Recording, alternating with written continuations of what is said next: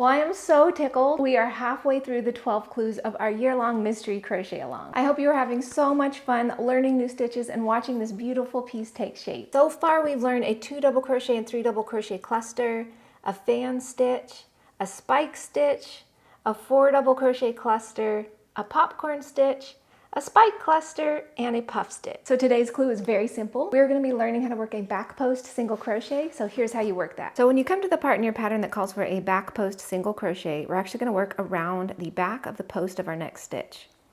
So you just reach around the back and you're just going to wrap your hook under that next stitch and pull up a loop and then complete your single crochet. Super simple. So let me show you again. Let me just slip stitch. So if you're working it around this next stitch, just flip to the back, go ahead and wrap your hook under and grab your yarn, and then complete your single crochet. And it's as simple as that. So that is it for today. Happy crocheting this month. I will see you next month with our next clue. Bye-bye.